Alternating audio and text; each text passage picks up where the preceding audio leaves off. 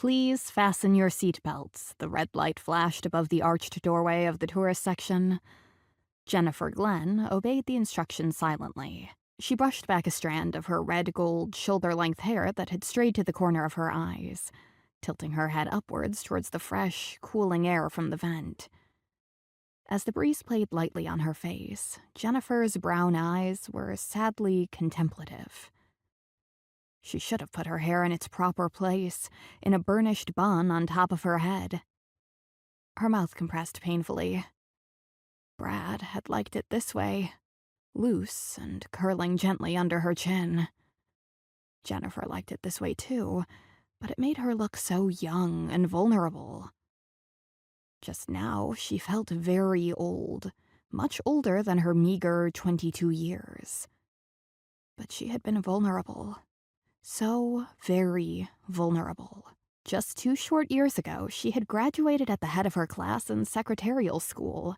Beaming and full of confidence, she had kissed her parents goodbye, climbed aboard the bus in Alexandria, and headed for the big city.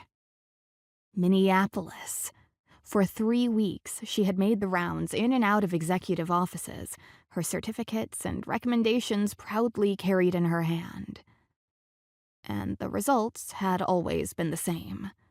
She would walk into the room for her interview and see the impressed and interested looks on her interviewer's face change to one of doubt. After the second week, Jennifer could almost predict their reactions as they had studied her petal-smooth complexion, her bright, beaming eyes, her button nose sitting pertly in the middle of her face, and her red mouth that managed to spread into a wide, nervous smile. Always the same unasked question had been in their faces. Are you really 20? You look more like 16. But instead, they had murmured about her lack of experience.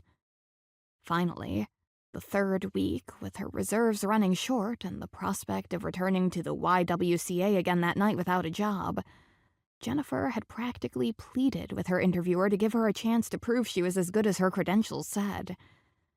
With a fatherly look in his eyes, the man reluctantly had consented to place her in the attorney firm's typing pool. Jennifer could tell he had regretted his decision the minute he had made it, but at last she could write her anxious parents that she had a job. For a year and a half, she had stifled her naturally gregarious and exuberant personality so that she would appear efficient and businesslike, even amid the gaggle of women. Secretarial positions in the attorney firms Smith, Katzenberg, Peterson, and Rowe, occupying fully 2 floors of a downtown office building, were few and far between. At last, after months of dull legal forms and hundreds of hours in front of a typewriter, Jennifer had got her chance. Mr. Bradley Stevenson's secretary had abruptly left her job, and a replacement was needed immediately. The stewardess walked by, offering magazines to the plane's passengers.